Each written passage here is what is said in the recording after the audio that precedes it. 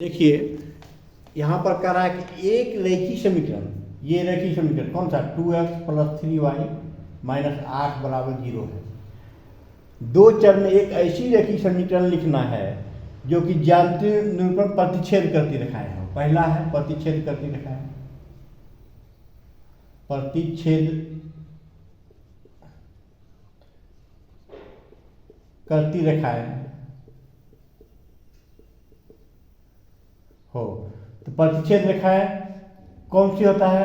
समीकरण a1/a2 not बराबर b1/b2।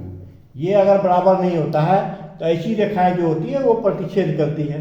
अब ये पर इस समीकरण को देखिए, यहाँ पर है प्रतिच्छेद करती रेखाएं जो प्रतिच्छेद करती है। प्रतिच्छेद करने वाली पहला ही बराबर नहीं करते हैं। हमको इसको लिख सकते हैं 4x + 5y - 16 = 0।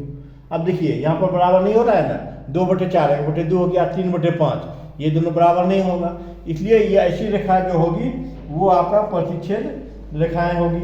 और इसका जरूरी नहीं है कि यही एक आंसर होगा, इसका कई आंसर हो सकता है और भी। दूसरा है समांतर रेखाओं, समांतर रेखाएं हो। तो समांतर रेखाएं के लिए निश्चित होता है कि a1/a2 बराबर b1/b2, अंतिम में जाकर के नॉट बराबर c1/c2। ऐसी रेखाएं होगी तो वो आपका समांतर रेखाएं होगी। तो हम इसका एक हल लिखना है, इसी का एक समीकरण लिखना है जो कि समांतर रेखाएं बनाती हो। तो आप इसको एक ही लिखते हैं 2x + 3y। अब अंत में जाकर के हम बराबर नहीं लिखते हैं, बराबर 0। ये देखिए यहाँ 2/2 1 हो गया, 3/3 1 हो गया, 1/1 और -8/-12 तो हो जाएगा 2/3 होगा। तो ये देखिए बराबर लास्ट में नहीं हो रहा है। तो ऐसी रेखाएं समांतर रेखाएं होगी। ऐसी रेखाओं का जो है सॉल्यूशन नहीं होता है, मतलब हल नहीं निकलता है। तो इसका जरूरी नहीं है कि एक ही इक्वेशन इसका समीकरण आएगा, और भी आपका कई समीकरण इसका आएगा। जैसा आप लिखना चाहेंगे वैसा आप लिखें। तीसरा नंबर है संपाती रेखाएं।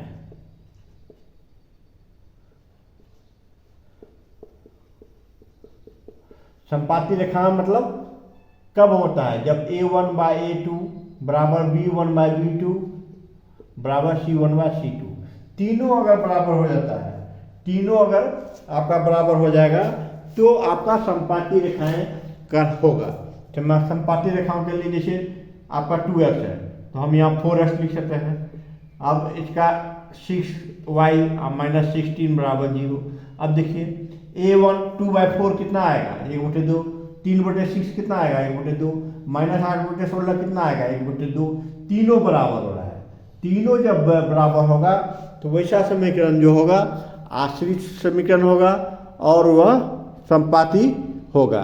तो ऐसा समीकरण संपाती होगा, यानी एक ही रेखा पर दूसरा रेखा इसमें एडजस्ट कर जाएगा।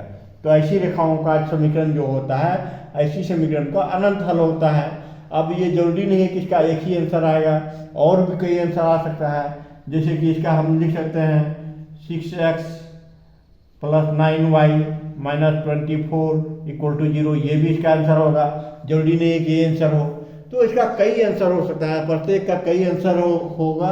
इसलिए जरूरी नहीं है कि आपका किताब के आंसर से आपका इसमें मिलान हो, इसलिए और भी आंसर हो सकता है।